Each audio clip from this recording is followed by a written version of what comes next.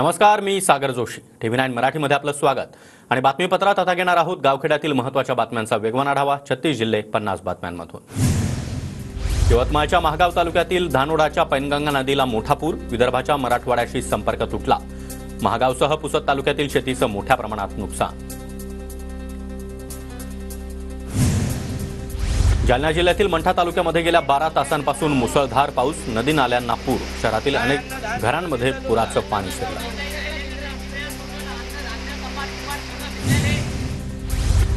यवतमाळमध्ये रात्रभर जोरदार पाऊस कोसळला. महागाव तालुक्यातील अनेक गावांमधील शेतीचं मोठं नुकसान.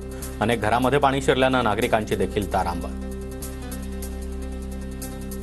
वाशिम जिल्ह्यातील वाशिम, कारंजा, रिसोड, मंगरुळपीर या तालुक्यासह अनेक भागात मुसळधार पावसाची हजेरी.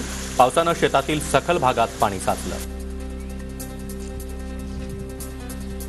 भंडारा जिल्ह्यामध्ये मुसळधार पाऊस. पावसामुळे पिकांचं देखील मोठं नुकसान. पंचनामे करून नुकसान भरपाई द्या, शेतकऱ्यांची मागणी. नांदेड जिल्ह्यातील 26 महसूल मंडळांमध्ये मुसळधार पाऊस. गोदावरीसह इतर छोट्या मोठ्या नदी नाल्यांना पूर. मूग, सोयाबीनसह इतर पिकांचंही मोठं नुकसान.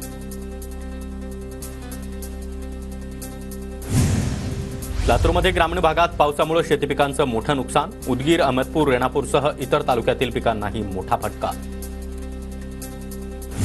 बीडमधील बिंदुसरा धरण पूर्ण क्षमतेनं भरलं. आमदार संदीप क्षीरसागर यांच्या हस्ते जलपूजन. बीड जिल्ह्यामध्ये सर्वत्र मुसळधार पावसाची हजेरी. पुण्यातील इंदापूरचा भादलवाडी तलाव देखील 100% भरला. हर्षवर्धन पाटील यांच्या हस्ते जलपूजन करत तलावात मत्स्यबीज सोडण्यात आलं. नांदेड जिल्ह्यातील पैनगंगा नदीला मोठा पूर. किनवट तालुक्यातील सहस्त्रकुंड धबधबा ओसंडून वाहतोय. पर्यटकांनी खबरदारी घेण्याचं प्रशासनाचं आवाहन.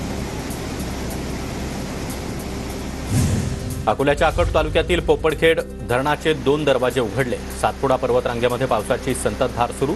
नदीकाठच्या गावांना सतर्कतेचा इशारा. यवतमाळच्या पुसदमध्ये काही घरांमध्ये पुराचं पाणी शिरलं. आमदार इंद्रनील नाईक यांच्या मदतीनं घरामध्ये अडकलेल्या तिघांना बाहेर काढण्यात यश. यवतमाळच्या पुसद शहरातील वाहतूक पुन्हा एकदा सुरू. पूस नदीला आलेल्या पुरामुळे 5 तास शहरात वाहतूक बंद होती. पूर ओसरल्यानं एका बाजूची वाहतूक सुरू. यवतमाळच्या पुसद तालुक्यातील वासवी 2 नगर परिसरामध्ये मुसळधार पावसाची हजेरी. वसाहतीमधील रस्त्याला नदीचं स्वरूप. वाशीमध्ये मुसळधार पावसामुळे अनेक नदी नाल्यांना देखील मोठा पूर. मनोरा ते कारंजा रस्त्यावरील दापुरा गावाजवळ नाल्याला पूर आल्यानं वाहतूक बंद. परभणीमध्ये पावसाचा जोर वाढल्यानं सखल भागात आणि नागरी वस्तीमध्ये पाणी शिरलं. नागरिकांचे मोठे हाल. परिसरामध्ये पूर सदृश्य स्थिती. परभणीच्या जिंतूरमधील हिवरखेड, इटोली परिसरात देखील जोरदार पावसाची हजेरी. पुलावरून पाणी वाहत असल्यानं रस्त्यावरील वाहतूक ठप्प. बीडमधील परळीमध्ये गेल्या 24 तासापासून पावसाची संततधार. नागापूर धरण ओव्हरफ्लो. नदीकाठच्या गावांना सतर्क राहण्याच्या सूचना. बीडमध्ये गाफील प्रशासनाकडून नद्यांची साफसफाई न झाल्यानं आता पूरस्थितीचा धोका. मुसळधार पावसानं हजेरी लावल्यानं नद्यांना मोठा पूर. मुसळधार पावसामुळे हिंगोलीच्या बांगरनगर परिसरातील मॉलमध्ये देखील पाणी शिरलं. पुराच्या पाण्यामुळे दुकानदारांचं मोठं नुकसान. हिंगोलीमध्ये मुसळधार पावसाची हजेरी. शहरामध्ये सर्वत्र पाणीच पाणी. शहरातील रेल्वे उड्डाण परिसरात देखील केमिस्ट भवनात पाणी शिरलं.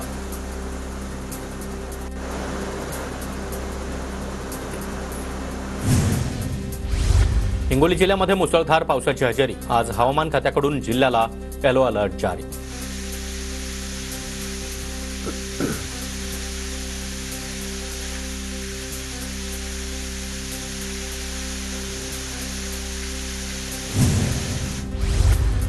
हिंगोली जिल्ह्यामध्ये आज मुसळधार पावसामुळे अनेक ठिकाणी शेतीचं नुकसान. कनरेगाव नाका शिवारामध्ये अंबादास दानवे यांच्याकडून नुकसान झालेल्या शेतीची पाहणी. परभणीमध्ये मुसळधार पावसाची हजेरी. सखल भागामध्ये पाणी साचण्यास सुरुवात. कालपासून शहरामध्ये 65 ते 70 मिलीमीटर पावसाची नोंद. परभणी पूर्णा रस्त्यासाठीचा पर्यायी मार्ग पाण्याखाली. माटेगाव पुलाचं काम सुरू असल्यामुळे पर्यायी रस्ता तयार करण्यात आला होता.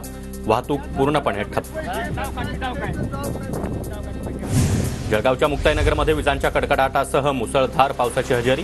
शेतकऱ्यांना मोठा दिलासा. पावसामुळे वातावरणामध्ये काही प्रमाणात गारवा. नांदेडमध्ये गेल्या अनेक दिवसांपासून विश्रांती घेतलेल्या पावसानं जोरदार हजेरी लावली. पावसामुळे मुगासह इतर पिकांचं मात्र नुकसान होण्याची भीती. नंदुरबारच्या विसरवाडी गावाजवळच्या सरपणी छोटा पुलावर पाण्याचा अंदाज न आल्यानं कार अडकली. पाण्याचा प्रवाह कमी असल्यानं 2 जण थोडक्यात बचावले. नांदेडच्या अर्धापूरमध्ये रात्रीपासून जोरदार पाऊस. शहरातील अनेक दुकानांमध्ये पाणी शिरलं. कृषी केंद्र चालकाचं मोठं नुकसान. यवतमाळ जिल्ह्यातल्या पुसदमध्ये मुसळधार पावसाची हजेरी. विजांच्या कडकडाटासह जोरदार पाऊस झाल्यानं पाणीसाठा वाढणार. रत्नागिरीच्या खेडमध्ये जिल्हा बँक भरतीच्या ऑनलाईन पेपर दरम्यान गोंधळ. नेटवर्क नसल्यामुळे परीक्षार्थी आक्रमक. मालवणमध्ये शिवरायांचा पुतळा कोसळल्याप्रकरणी धुळ्यामध्ये ठाकरे गटाचं आंदोलन. जोडे मारो आंदोलन करत सरकार विरोधात जोरदार घोषणाबाजी. शिवरायांचा पुतळा कोसळल्याप्रकरणी चाळीसगावमध्ये देखील महाविकास आघाडी आक्रमक. राज्य सरकारची प्रतिकात्मक अंत्ययात्रा काढत निषेध व्यक्त. अहमदनगरच्या राहत्यामध्ये महाविकास आघाडीकडून जोडे मारो आंदोलन. महायुती सरकारच्या निषेधार्थ जोरदार घोषणाबाजी. वाशीमध्ये भाजपचं महाविकास आघाडीच्या आंदोलनाविरोधात आंदोलन. महापुरुषांच्या नावानं राजकारण होत असल्याचा आरोप. नगर मनमाड महामार्गाच्या दुरुस्तीचं काम सुरू. विळद बाह्यवळण ते पुणतांबा फाटा रस्त्यावरील अवजड वाहतूक आजपासून बंद. प्रशासनाचा निर्णय. बुलढाण्याच्या नगर विकास विभागातील संवर्ग अधिकाऱ्याचं काम बंद आंदोलन. जिल्हाधिकारी कार्यालयासमोर निदर्शनं. पेन्शन योजना लागू करण्याची मागणी. बुलढाण्याच्या जिल्हाधिकारी कार्यालयासमोर अंगणवाडी सेविकांचं विविध मागण्यांसाठी धरणं आंदोलन. ठाकरे गटाचा आंदोलनाला पाठिंबा. आजपासून 30 सप्टेंबरपर्यंत नांदेड मनमाड एक्सप्रेस रद्द. रेल्वे रुळाच्या देखभाल आणि दुरुस्तीच्या कामासाठी रोलिंग कॉरिडॉर ब्लॉक घेतला जाणार. लातूरच्या जळकोट तालुक्यातील घोणसीजवळ मोटरसायकलची उभ्या ट्रॅक्टरला धडक. अपघातामध्ये 2 तरुणांचा दुर्दैवी मृत्यू. बुलढाण्याच्या सिंदखेड राजा तालुक्यामधील सोनोशी गावामध्ये राशन दुकानदाराची अरेरावी. तहसीलदारांकडे तक्रार केली म्हणून ग्राहकाला घरी जाऊन मारहाण. पोलिसात गुन्हा दाखल. वर्ध्यामध्ये राष्ट्रीय क्रीडा दिनानिमित्त हिंदी विश्वविद्यालयात विविध क्रीडा स्पर्धांचं आयोजन. विद्यार्थ्यांसह शिक्षक आणि अधिकारी कर्मचाऱ्यांचा देखील सहभाग.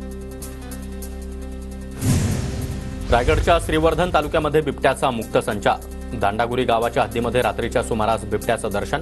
नागरिकांमध्ये भीतीचं वातावरण. जळगाव जिल्ह्यातील 769 जिल्हा परिषद शाळांमध्ये महिला शिक्षिका नाहीत. महिला शिक्षक नसल्यानं मुलींना समुपदेशन करण्यात अडचणी. भंडारा जिल्ह्यातील पवनी इथं तालुकास्तरीय ग्रंथ दिंडी प्रदर्शन आणि महावाचन उत्सवाचं आयोजन. नागरिकांनी मोठ्या संख्येनं उत्सवाला उपस्थिती लावली. बुलढाणा जिल्ह्यातील मलकापूरमध्ये अवैध शस्त्र विक्रेत्यांवर छापा टाकण्यासाठी गेलेल्या पोलिसांवर हल्ला. घटनेमध्ये एका पोलीस अधिकाऱ्यासह 2 कर्मचारी जखमी. अकोल्यामध्ये परराज्यातून बाप्पाच्या मूर्तीचं आगमन. बाप्पाचं आजपासून थाटात आगमन सुरू.